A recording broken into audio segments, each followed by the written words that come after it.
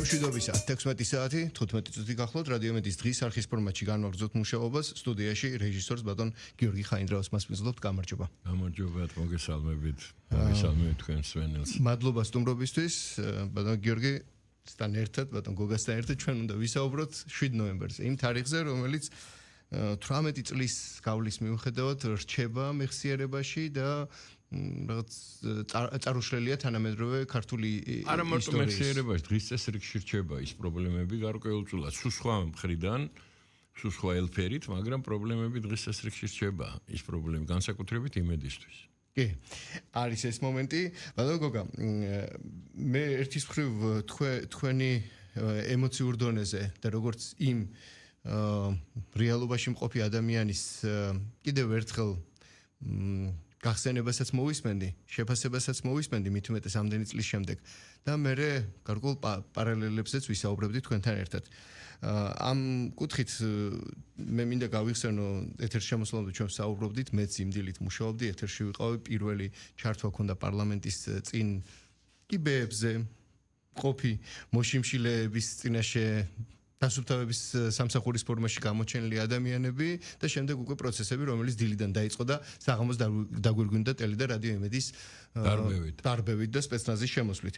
თქვენ იყავით, მე მგონი, თუ არ ვცდები, 7 ნოემბერს პირველი, ვინც დაგიჭირეს. დილას. და მე პირველ რიგში მინდა მთელ საქართველოს და განსაკუთრებით კახელებს პატარა კახის დაბადების დღე მიულოცო რა. ეგ არის განსაკუთრებული მეფე. განსაკუთრებული ისტორიით ქართული ხალხისთვის, ქართული სახელმწიფოსთვის და ჩვენი ერისთვის. და გულით და სულით ულოცავს უყველას, ვინცთვისაც მზად არის, რომ ეს დღე იზეიმოს. ჩვენ ვზეიმობთ ნამდვილად და თელაველებს მინდა დღეს ჩემი სიყვარული გადავცე და პატივისცემა. რაც შეეხება 7 ნოემბერს, ხო დილის 7 საათზე დაიწყო, უცებ გამოჩნდნენ იქ მაშინ 18 კაცი იყო მოშიმშილეები, მე ახალი დაწყებული მქონდა 2 დღის ზვია ძიზიგური წაიყვანეს სამონტყოფოში ცუდად გახდა და მაგისმაგივრად მე დავიკავე მაგის ადგილი, მაგრამ 2 დღე მე გამოცდილი მოშიმშილე ვიყავი გია ჩანთურიას ზმაკაცობდით მე და გია და მაგის გადამკიდე სუშიმშილობაში იყო გია ციხეში განსაკუთრებით, ამიტომ რაღაცა გამოცდილება მქონდა და ამიტომ მეორე დღე არ არის რთული რა, ეხა შიმშილობის გარეთ ყველა დღე რთულია იცოდე, გარეთ შიმშილობა სხვა არის, ძალიან მძიმეა, მით უმეტეს ნოემბერი ციო და ძალიან თბილად გვეცვას უყველას. ხო და 7 საათზე რომ დავინახე ეს თელი ტალღა რო წამოვიდა ამ გადაცემული პოლიციელების, ხო, ვითომ იქ დასუფთავება იყო, მივხვდი ხა რა იყო და წინ გამოვედი და რომ მოვიდნენ ხელები მაქვს აწეული. და ისე ამიყვანეს მანქანაში ჩამტენეს და გამიშვეს და დანარჩენი მერე დაერიან ამ ერთი კვირის ხა 2-ში დაიწყო შიმშილობა რა, 2-ში გამოცხადდა და 2-დან მე-7, მე-5, ზოგი მე-6 დღე. ყველაზე რთული არის საერთოდ მე-5, მე-6, მე-7 დღე შიმშილობის. მე ნელ-ნელა ჩადგები უკვე ამ რეჟიმში და ხო და იქ ბიჭები იჯდნენ ვერ დგებოდნენ, ისე იყვნენ, რაც ჩაიდინეს, ყველამ კარგად ვიცით ხო, სამარცხვინო ამბავი იყო. ესე რომ საკუთარ ხალხს ესე სასტიკად გასწორებოდა, მე არც ვიცი სად ეხა მეორე ეგეთი რამე ეგეთი ფაქტი სადმე მსოფლიოში თუ დაფიქსირებულა, რომ საკუთარ ხალხს მით უმეტეს აბსოლუტურად ადამიანებს, რომელიც ერთხელ აი ამ წლების მანძილზე 5 წელი ქუჩაში ვიყავით, ერთი დანაშაული არ ჩადენილა ჩვენი მხრიდან. ერთი შუში არ ჩამტრეულა. არაფერი არ მომხდარა საერთოდ კანონსაწინააღმდეგო ან ძალადობრივი. ეს იყო აბსოლუტურად მშვიდობიანი თუ რამეს ერქვა მოძრაობა, მშვიდობიანი საპროტესტო მოძრაობა თუ შეიძლება რამეს, აი ამას ერქვა მშვიდობიანი საპროტესტო მოძრაობა. მხოლოდ სიტყვა, მეტი არაფერი. და მოშიმშილე ადამიანებს რომ ესე გასწორებოდნენ, რაც იმათმა იკადრეს, ხო? აი ამ ბარბაროსებმა რაც იკადრეს, ხო? მე არც ვიცი ახლა, მე არც გამიგია, არც მინახია არსად მსგავსი არაფერი. რა თქმა უნდა, შეტაკებები სად არ არის და დღესაც მიდის ეგერ შეხედე ამერიკაში ჯარია გამოყენებული სამ ქალაქში, ხო? ჯარს იყენებენ სამხედროებს, შეიარაღებულებს და არის, ამიტომ ახლა შეტაკებები არავის არ უკვირს ახლა დემონსტრანტებსა და პოლიციას და სამხედროებს შორის. მაგრამ ეს არის შეტაკებაზეა ლაპარაკი. აქ არანაირი შეტაკება არ იყო 18 კაცი, 20 კაცი ვიყავით. რა თუნდა მაგა 3000 კაცის მოყვანა იქა რომ აი ეს, მაგრამ იქ სადამჟელო ოპერაცია ჩატარდა, ეს ბოკერიასაც წამოწდა მერე, თარგამაძეს წამოწდა მერე, სააკაშვილმა საერთოდ ის სამშობლოს ღალატი და ის დაგვაბრალა რა ქვია, ხო? ეს ყველაფერი თავისი პირით თქვეს მერე თვითონ რომ გაემართლებინა თავის თავი. მით უმეტეს მეორე ნაწილი იმ დღის მეორე ნაწილი რა, როდესაც ვთქვათ იმაზე პესკზე რა, ყოფილ პესკზე იქ რიყეზე გადაინაცვლა ხო ამ საპროტესტო ტალღამ ხო იქ რა უნდოდა საერთოდ ყველაზე სასტიკად მეორე აი იქ იყო ნუ აქ მაინც პოლიცია იქ პირდაპირ რობოკოპები იყვნენ თავისი მანკანებით იქ რა უნდოდა იქ ვის უქრთნით საფრთხეს და ეხ კადრები ხო არის ჩემ ფილმშიც არის შესული ეს დემოკრატიის შუქურა რა როგორი სისასტიკით უსწორდებოდნენ ბავშვებს ხო არა ბავშვებს ქალებს ახალგაზრდებს მე ხალხი საღამოს უკვე რა აფთიაქებში იმალებოდა აფთიაქებში შერბოდნენ ათრევდნენ იქიდან ამტრევდნენ ლეწავდნენ სულ ყველაფერს რა მე გაიხიზნა ხალხი სამების ეზოში იქ შემოუწვივდნენ ხო და ბოლო იყო აი აქ შემოვარდნა აი ამ უბედურება რაც ჩვენ ყველა მოყურეთ ხო ეს კადრები ყველა ნახეთ ხო ჟორიკა რურუას ბარბაროსები გადაცმულები იმებში ნიღბებში ხო ეს შაოსნები ეგრეთ წოდებული შავებო რო ყვირიან კადრში აქით და კლავენ იქ ცემაში იმის საწყალ იმას მაშინ პრემიერ-მინისტრი შევარდანიძის პრემიერ-მინისტრი რო იყო იმას რა უქნე რა სცემე რა რას უყურა ჩვენ საქართველოს ამის მერე მე საერთოდ მიკვირს რომ ერთი იმ ადამიანების სინდისში ჩამახედა ვინც დღეს ნაციონალური მოძრაობის გვერდზე დგას ხო ვინც მათთან ერთად ცდილობს რაღაცა შეცვალოს ამ ქვეყანაში რა და რისკენ უნდა შეცვალო რომ მე მოვიდეს ის რა ქვია დათა ახალაია და სამეგრელოს ტყეებში კაცების გაუპატიურება შეუდგნენ თავიდან თუ იმ კასრებში ნაპოვნი კადრები რომელიც თელმა საქართველოს მიხილა ხო მე რა მაინტერესებს ესეთი მოკლე მეხსიერება ან ესეთი დაცლა მორალისგან სრული დაცლა მორალისგან ხო იმ შალიკოს პანჭატურში რო ჯდებოდნენ და იქ განსაკუთრებით ჩვენი ძველი თანამებრძოლები თინა ხიდაშელი უსუფაშვილი ეკა ბესელია რომ მიდიოდნენ და ბოკერიას გვერდზე რო ჯდებოდნენ იდეოლოგის აი ამ ბოროტების რა პირველი ვინც გამოვიდა და დაგმოდა თქვა რომ ეგ სახელმწიფო გადატრიალების ცდილობა ყოფილა თურმე 7 ნოემბერს 18 მოშიმშილე რო იწვა იქ სულ მიხდილი ხო ეს ხო ყველაფერი გვახსოვს კარგად ეხლა მე რა თქვენ მიერ ნახსენები სახელისა და გვარის ადამიანებიც იქ იყვნენ პარლამენტის როგორ გეკადრებათ ერთად ვიყავით სულ ყველა ამის მერე რომ მიდიხარ და ბოკერიას გვერდზე ჯდები ხო და გოგა თქვენ ეთერში მოსვლამდე ჩვენ აქ მასმენძლობდით ბატონ სოზარ სუბარს რომელიც იმ პერიოდში იყო ომბუდსმენი და რომელმაც მარტო იმიტომ რომ თავის საქმეს პირნათლ და ასრულებდა მორალურის გარდა ფიზიკურიც ტრამვაც მიიღო და ძალიან რთული პერიოდი იყო, რომელმაც თქვა, რომ ეს ყველაფერი ერთობლიობაში რაც 7 ნოემბერს მოხდა, იყო ძირითადი სიგნალი იყო იმისთვის, რომ დაშინების ტოტალური სარჩული გადაფარებოდა ქვეყანას და თქვენ ახლა ახსენეთ ცემის ფაქტი დარბევის პარალელურად და ჩვენ გვახსოვს რომ დაახლოებით იმ პერიოდში იყო თუმე სწორად მახსოვს კობა დავითაშვილის უმოწყალოცემა საერთოდ უმოწყალოცემა და სადღაც გატაცება და მერეცემა და ხო ამ ადამიანის ფიზიკური მდგომარეობა იქაურობა რომ დაარბიეს ის აიღეს გახმოვანების ტექნიკა წაიღეს და საღამოს წავიდა იმ დღეს კობა წავიდა ამის საყიდლად და იქიდან მოიტაცეს გაიტაცეს ტყეში სიკვდილამდე წემეს მე მახსოვს რომ ვერ პოულობდით იმაში ჰოსპიტალში ვერს არ გვიშვებდნენ შიგნით და მთელი ამბავი იყო მაგრამ იცი რა შეასაქმე იყო ეს დაშინების ფაქტორი პირველ რიგში სოზარით უნდა დავიწყო რომ უკიდეგანო გმირობა გამოიჩინა მაშინ სუბარმა მაშინ მაგის გაბედვა რაც მაგან გაბედა და მიმის თქმა და ისე მოგცევა როგორც ის იქცეოდა იმ დღეს ხო ეგ ძალიან ძნელი და მე პარლამენტში როგორი მოხსენებითაც გამოვიდა ამას გაბედვა უნდოდა ეს სიკვდილის ეს სიცოცხლის ფასად გააკეთა მაგან იმიტომ რომ არაფერი გასაკვირი არ იყო ეხლა რაც ბადრი ღმერთმა ათხოვნოს მისი სული პატარკაციშვილი 7 ნოემბერს შეეწირა ხო მაგას რა თუნდა ლაპარაკი ეს არაპატიეს იმედი არ აპატიეს საერთოდ როგორც ესეთი. ისეთი საფრთხის წინაშე იდგა ნებისმიერი მაშინ ვინც ხმის ამოღებას ბედოდა, მაგრამ განსაკუთრებით სოზარ სუბარი, იმიტომ რომ მაგან ძალიან სერიოზული დარტყმა მიაყენა რეჟიმს მაშინ. თქვენ გაიხსეთ დღეს გაახმჟღავნდა ეს აბსოლუტურად ამ პორნოლიბერალური სამყაროს გადაგვარება მთლიანად და გაოხრება, რომელსაც ვხედავთ ჩვენ თუ გინდა იმაში რა ქვია ევროპარლამენტის ბიუროკრატიაში და თუ გინდა ამერიკის შეერთებული შტატების ბიუროკრატიაში, ხო? სრული გადაგვარება ადამიანური რა, რომ არაფერი მაშინ თქვენ წარმოიდგინეთ, ერთი სიტყვა არ ამოუღია არავის. თურმე უკან დახევა დემოკრატიის დღეს ყოფილა. დღეს ყოფილა უკან დახევა დემოკრატიის, როდესაც მიზან მიმართულად კანონის დამრღვევს იჭერენ და ერთი დღის სინდისის პატიმრები წარმოიდგინეო. 2 დღე სინდისის პატიმარი, 2 დღე იჯდა და გამოვიდა და სინდისის პატიმარია 1 დღე, 5 დღე, 3 დღე წარმოიდგინე რა. და 1-2-ს მარტო ცირეკიძეს ვახსენებ, გიორგის 14 წლის ბიჭი იყო, რა უქნეს, მამა მოუკლეს, დედა გააქციეს ქვეყნიდან.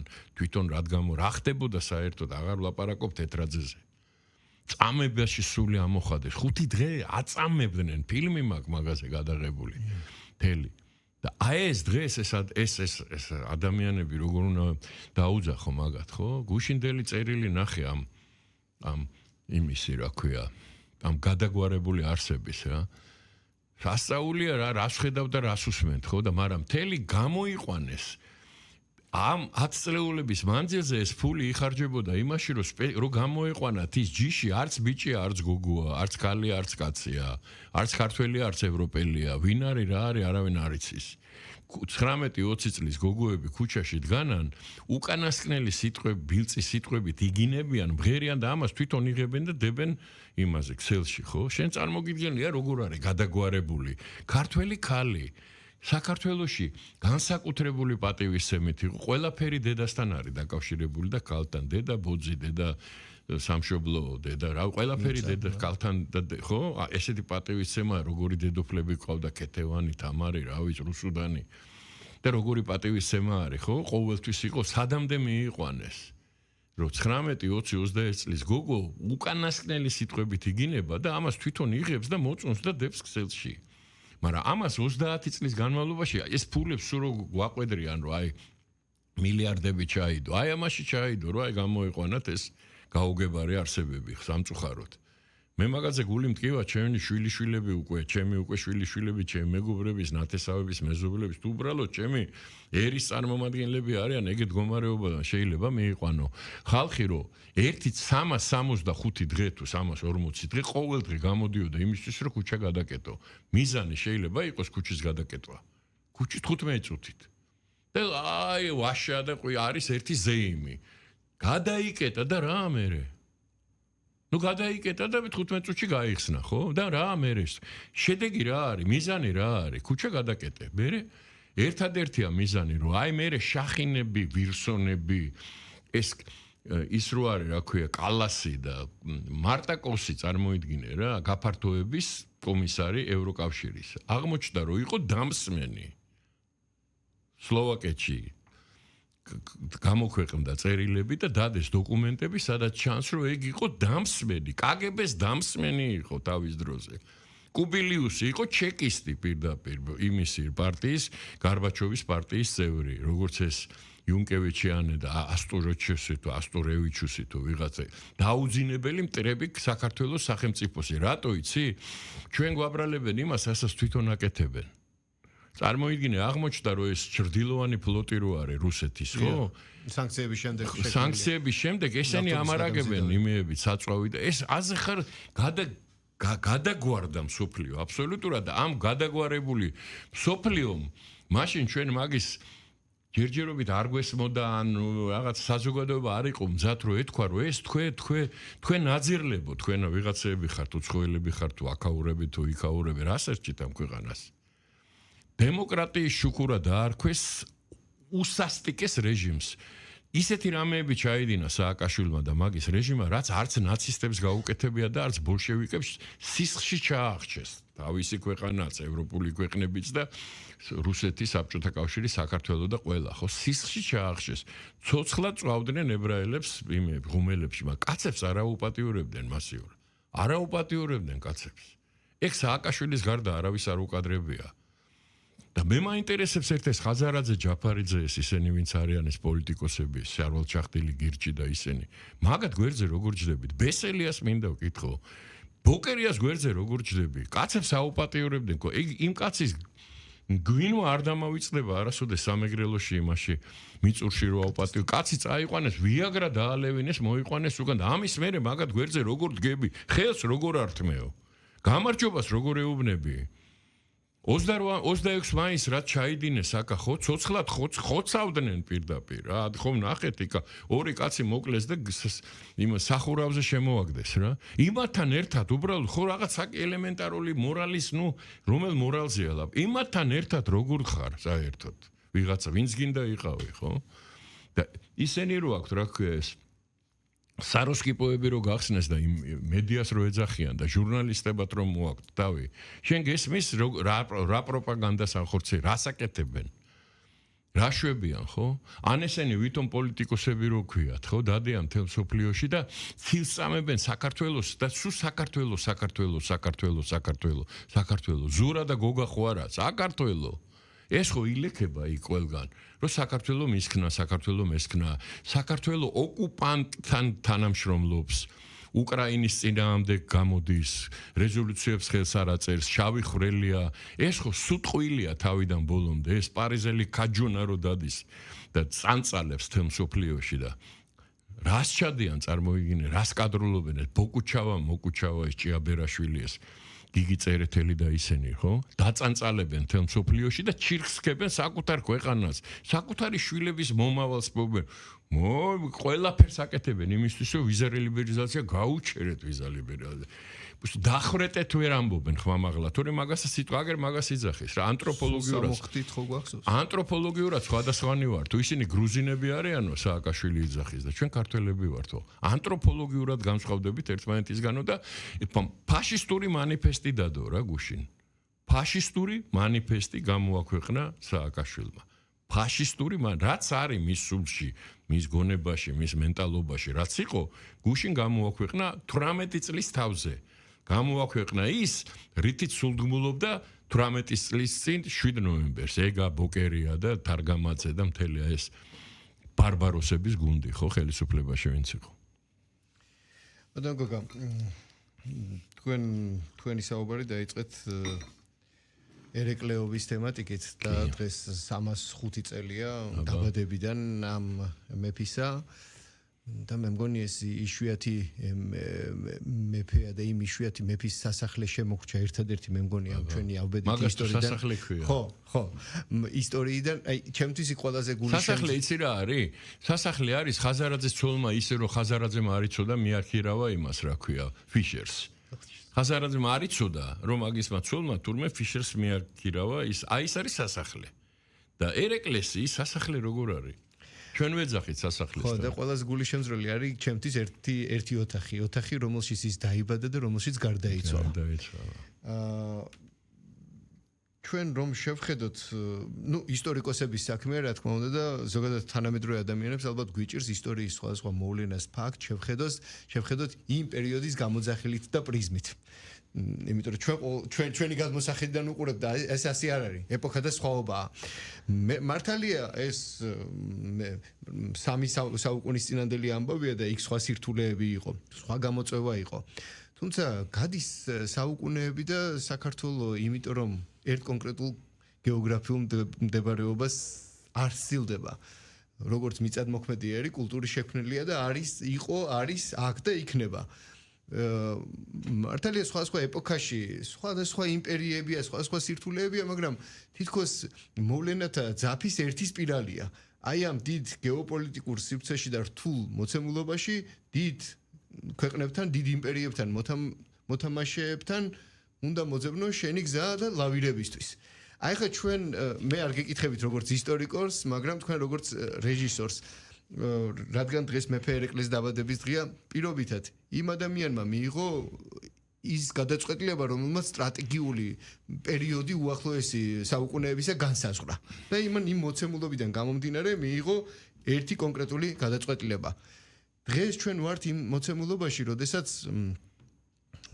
გეოპოლიტიკური დეკონსტრუქცია მიმდინარეობს და ახალი კონსტრუქციის აგება მიმდინარეობს და ჩვენ ვცდილობთ რომ აი ამ კონსტრუქციაში ისეთ პოზიციაში აღმოჩნდეთ რომ ქარი რო დაუბერებს იქ ნანგრევებში არ მოყვეთ პირიქით რაღაცა კუნძულზე ვიყოთ რომ ჩვენი თავი შევინახოთ იმიტომ რომ ჩვენ სხვა სირთულეები გვაქვს არა ვართ დიდი სახელმწიფო ანუ ისტორია კი იცვლება და სხვადასხვა პერსონაჟებია მაგრამ მოცემულობა ერთია თვით გადარჩენისა დღესაც რთულ ეპოქაში ვარ და თქვენ როგორც კინორეჟისორის თვალით დანახული და ადამიანისა რომელიც აი ხო ჩვენ რაზეც ვისაუბრეთ 7 ნოემბერი დღევანდელობა წარსული აი ამ ყველაფერში მართლაც 90-იანი წლებამდე და წლების შემდეგ აი ამ პროცესებში ჩართული ხართ კი ამბობთ რომ მხოლოდ კინორეჟისორი ხარ და დანარჩენი შესაძლოა იყოს თქვენ ცხოვრებაში მაგრამ ბევრი ამპლუა იყო სადაც თქვენ გინდოდათ არ გინდოდათ საზოგადოებრივ ცხოვრებაში და პროცესებში ერთვებოდით ღებულობდით მონაწილეობას აი ეს შედარება მინდა დავინახოთ თქვენი თვალით და გავაანალიზოთ კიდევ ერთხელ, იმიტომ რომ ეს მნიშვნელოვანი ასპექტია. პირველ რიგში ეს იყო გმირი მეფე 72 წლის ასაკში მოკვდა და 79 ჭრილობა ჰქონდა. ცხენიდან არ ჩამოსულა და ხმალი ხელიდან არ გაუშვია. საქართველოს იდგა განადგურების პირას. აბსოლუტურად. მოსახლეობის თვალსაზრისით სახელმწიფოებრივი თვალსაზრისით, შიდა აშლილობის თვალსაზრისით, ხო? მე არ დავასახელებ ვინ, მაგრამ აი ბოლო ბრძოლა თბილისთან, აი აქ 4 ზარბაზანი ქონდა საწყალს და ხანიკით გადაქონდა, ხანაკ და 4000 კაცი ყავდა და იქიდან 50000 კაცი იყო მომდგარი თბილის, ხო? და ჩვენი თანამოძმეები, როგორც თქვა, ჩვენი ქართველები ეროვნებით, აი ჯარი იდგა პატარა მართალია, დიდი არა იდგა და ელოდებოდა და უყურებდა რა. როგორ ანადგურებდნენ, როგორ გაანადგურებდნენ ერეკლეს და ეს არაფერი დღესაც იგივე ხდება. რუსთაველზე დგანან და უყურებენ როგორ ევროკავშირი, რომელიც საბჭოთა კავშირად იქცა, ჩამოყალიბებულს, აი იმისი ბოლოს რო ვეღარ ლაპარაკო, ჭკვაზე რო აღარ იყვნენ, იმ საბჭოთა კავშირად იქცა. აი ესე დგანან და უყურებენ, რომ იქნება გაანადგუროს. და თვითონ არაფრის თავი არა აქვს და იქნება ევროკავშირმა გაანადგუროს ეს ქვეყანა. ხო და ამ ვითარებაში და რაც თავარია, როგორც ყოველთვის, ხო? იყო სუტყვილი, იმიტომ რომ გარშემო იყო იმპერიები, დაუნდობელი იმპერიები, რა. დღეს ახ ჩვენი მეზობლები არიან, ზოგთან უკეთესი ურთიერთობა გვაქვს, ზოგთან უარის, ზოგთან დღესაც დაპირისპირებული ვარ და იგი რუსეთის იმპერიის ჯარი დგას ჩვენ ოკუპანტები დგანან ჩვენ ტერიტორიაზე და ეს იყო მუდმივად, მაშინ რა დრო იყო, წაი ბნელი დრო, ვის აინტერესებდა, ვის ახსოვდა საქართველო. შევინ ფიქრობდა მაგაზე, ხო? ერთადერთი ხსნა იყო ეს, ხო და იმათმაც მოგვატყვილეს, ხო, ტრაქტატი ხო წაკითხული გვაქვს, ხო? 76 წელსში ეს იყო კეთილშობილი განწყობების დოკუმენტი, რომელიც 801 წელს იყო ანულირებული, ანექსირებული იყო საქართველოს ჯარი. მერე მიატოვა ტუტლებენმა მიადო, რომ ები ჩაიდინეს რუსებმა. პირველად ხო არ არის ესეთები იყვნენ ყოველთვის რა. ეგენი არ გამოცვლილან, ხა ეს არის იმპერიალისტური ქვეყანა, იყო, არის და იქნება, მაგრამ ჩვენ 1000 კილომეტრის საზღვარი გვაქვს მაგასთან და რა ვქნათ? ხო, გეოგრაფიულად ვერაფერს როგორც აღმოჩნდა, ვერც პოლიტიკურად და ვერც სამხედრო თვალსაზრისით, ვერც ნატო, კატო, ბატო და ყველანი ერთად ისინი ვერაფერს ვერ უშვებიან. ომს აგებენ უკრაინაში სამარცხვინო, თელი ნატო, ამერიკიან, დედიან, ბუდიანა. შენ რას გერჩიან, შენ რა უნდა ექნა ერთ მორწმუნე ქვეყანა იყო და იმედი ქონდა რომ ეს მაინც იმუშავებდა რომ არ განადგურებულიყო ეს მისი ქვეყანა ხო ყველა მხრიდან შევიწროებული და შიგნიდანაც ასე ვთქვათ ღალატზე ხო როგორც დღეს რა ჩვენ ხო ამას სულ ეს ყველაზე დიდი პრობლემა საქართველოს იყო შიდა ღალატი ყოველთვის რა ყველა ეპოქაში მაგრამ სიბზნე ქართველი ხალხის რაში იყო, ხო? აგერ წარმოიდგინე ერეკლე, ხო? ეხლა მე გეტყვი გიორგი ბწყინვალე. ქართველმა ხალხმა დაარქვა ბწყინვალე ადამიანს, რომელსაც არც ერთი ომი არ ჰქონდა მოგებული. არ ომია. ნუ იქ რაღაცა ლოკალური როგორც ყოველთვის ეხა საუკო ისეთი დრო იყო, მაგრამ ომი და ბრძოლა და ესეთი არ ქონია. ისე დააყენა ფეხზე, ისე გააერთიანა, გააძლიერა და ხალხმა დაარქვა ბწყინვალე გონების გამო. არა იმიტომ რომ ხმალს იქნევდა ძალიან მაგრად, ხო? არამედ იმიტომ რომ გონიერად მიუდგა საკითხს და საერთო ინა იპოვა აი ბობოქარ სამყაროში, თან მაშინ მონღოლები იყვნენ. მარტო არა ვინც მარტო მონღოლები ცალკე თემაა, ხო? ვინ არ იყვნენ მაშინ? ყველა იმპერია ხან სუსტდება, ხან აიწევს, ხან გაძლიერდება, ხან დასუსტება, ჩვეულებრივი ამბავია, მაგრამ ეს იმას არ ნიშნავს, რომ არ არსებობენ. და ჩვენ ერთი ცისქნა ქვეყანა, ხო? 3000 სლოვანი სახელმწიფოებრივი ისტორია და 2000 სლოვანი ქრისტიანული ისტორია. იმიტომ იყო რომ აყავდით გაჩხერილები ბიჭო. ეს ევროპელებს ნამუსი რო კონდა და თავმოყარეობა რო ქო. არასოდეს არ დახმარებიან. არასოდეს. ერთი შემთხვევა არ არის რომ ევროპა დახმარებოდა საქართველოს მაშინ როდესაც საქართველო იყო თავარი წინააღმდეგობა რომელიც უშლიდა ხელს რომ აი წაელეკათ ეს ევროპა თავის დედიან ბუდიანა იქ თავისი პორნოლიბერალიზმიანა რომელიც მაშინაც იყო სხვა ფორმაში იყო ლიბერალიზმი არ ერქვა მაშინ სხვა რამე ერქვა გარყვნელების ბუდეები იყო მაგათი საგვარეულოები სამეფო საგვარეულოები გინდა ევროპის ცენტრში აიღიდა გინდა ჩრდილოეთ და გინდა სამხრეთით ხო ყველამ კარგად ვიცით იმ პაპიზმზე ხო აღარ ლაპარაკობ არაფერს საერთოდ ქალი აიყვანეს პაპის ტახტზე და მე იმის მერე შემოიღეს წესი რომ პაპი ხდება ამოწმებენ ქალია თუ კაცია დღემდე ეგრეა ხო ეგ ჩემი მოგონილი ხო არ არის და მაგას გეუბნები გამოსავალი იპოვა გადაარჩთურ საქართველოს ფიზიკურად რადგურდებოდა, ხო? ღმერთმა არ დაუშვა. იმიტომ იყო ესეთი მეფე, ხო? იმიტომ ყავდა რამდენი წე წარმოიდგინე, ნუ რა საკამდე სანამდე შეძლო თავი დადო, ხო? და გადაარჩინა ეს ქვეყანა. სხვა საქმეა რომ მე იმათმა უღალატეს თავის თავს, სინდის, ნამუს, თანამშრომლობას, რა ვიცი, ყველაფერს, ხო? მაგათ ანდაზა აქვს ერთი სილა ეს ტუმანინა და იმ სულ მაგას ვეუბნებოდი მაგათთან მოლაპარაკების რამდენი რაუნდი მაქვს ჩატარებული ხო გინდა იქ მინისტრობის დროს ხო სულ მაგას ვეუბნებოდი რაღა მაგას მისდევთ სულ რა ხო და ეს ხო ღალატი იყო რისი ღალატი იყო თანამშრომლობის რამდენი ქართველი გმირია რომელმაც თავი დადო იმ მომებში ხო მარტო მაგას უნდა ცემდე პატევს ისე როგორც ამაი შახინი მახინი ეს ვირსონი და ისენი რო არიან შეკაიდეთ მამიშვილო ერთადერთი ვინც ყველაზე დიდი კონტრიბუცია გაწია ვთქვათ ავღანეთის კამპანიაში ამერიკელების გვერდზე ქართველები არის ერთი ცისქნა ქვეყანა ბალტიისპირეთიდან 19 კაცი იყო 33000 ყავს ჩვენ იცი შენ ის რა ქვია ეხლა ამას წინათ ვიყავი შეხვედრაზე ვეტერანთა კავშირში 33600 რამდენიმე კაცი ეს ვეტერანი მარტო ავღანეთიდან მარტო არა ერაყის და აფრიკის გარეშე შენ გესმის რა რაოდენობა გაწია მეგობრობა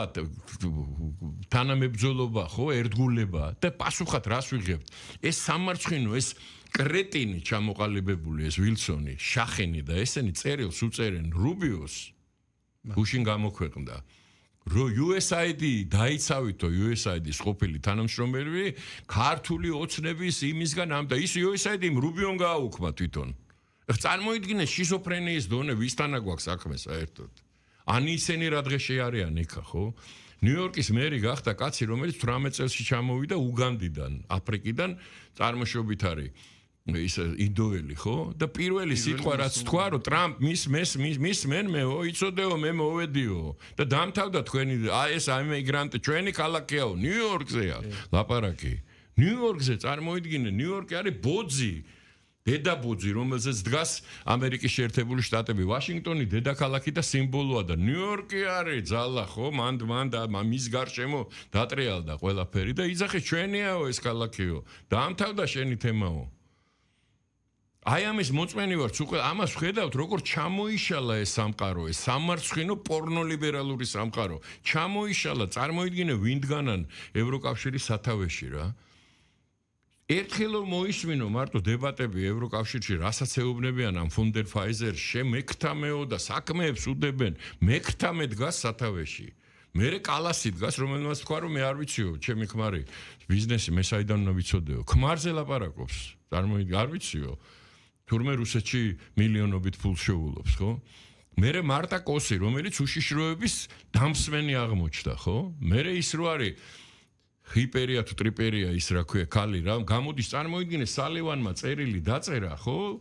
მადლობის შემოთვალა. მერე გამოვიდა თვითონ ეს ყველა ვნახეთ, წავიკითხე და ის ქალი გამოდის და იძახის რომ გავაგზავნეთ ბოლო ისაო რა ქვია გაფრთხილება გაუგზავნეთ ნუ აი როგორი ტყუილია იცი რომ აი რა აგიხე მე რო დაგაბრალო ეს შავი რატო ჩაიცვი კაცო ეს შავი პერანგი რა აგერ ეკრანზე გამოდი ხალხი გიყურებს და შავი პერანგი გაცვია და რო აი ბოლომდე რო ვლაპარაკობდე რომ შავი პერანგი გაცვეთ. ეს მე რა არის, გონება დაუბნელა ღმერთმა მაგათ რა. აი ეს ჰერჩინსკი სამარცხენო კაცი რა, ეს მე განსაკუთრებით გული მკივა ბებია მყავს პოლონელი, გაიგე შენ და ყოველთვის მე ამაყებოდა პოლონური სისხლი და პოლონელები საერთოდ ისეთი ქვეყანა იყო და ხალხიც ისეთია რა, ეხლა ერთგულები იმის რა ქვია ღმერთის მოწამე ხარ და წარმოიდგინე გონებაც დაკარგეს, ხო?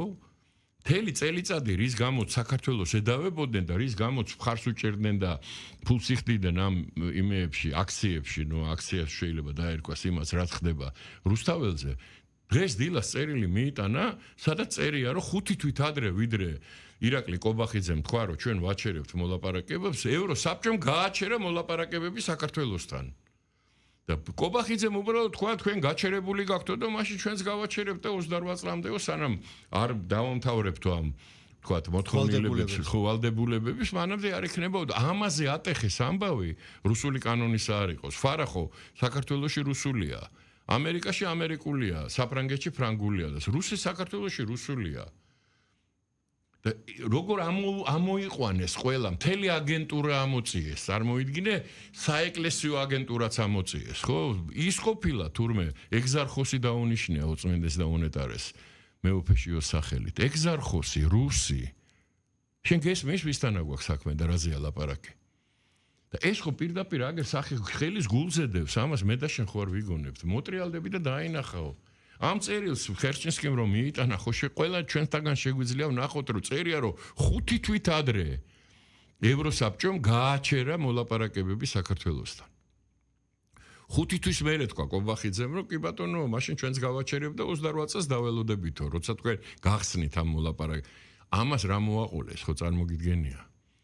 5 მცდელობა გადატრიალები საქართველოში პირდაპირ ღია დაფინანსებული იქიდან. ეხლა შენ წარმოიდგინე, რუბიომ გააჩერა ისა USAID და ესენი შახინი, მახინი, ვირსონი უწერენ, რომ დაიცავიო და რუბიომ გააჩერა. პირდაპირ ამბობდნენ გამოსვლებში იმ ტრამპს წერილები, ამბობდნენ, რომ ეგ არის დაზვერვა, რომელიც ცდილობდა სხვადასხვა ქვეყნებში გადატრიალების იმაში ფინანსდებოდა ასე. რადიო თავისუფლება, რომელიც ასევე დაზვერვის შექმნილი იყო თავის დროზე საბჭოთა კავშირთან საბრძოლველად, მერე გამოიყენებოდა, ვთქვათ, აი ამ ქვეყნებში, რომ თავისუფლება დაეხშოთ იქა და სიტყვის თავისუფლებას დაეხშოთ, ამერიკამ შეწყვიტა დაფინანსება და ევროპა აფინანსებს ახლა ევროკავშირი. შენ გესმის, რასთან აგვაქვს საქმე?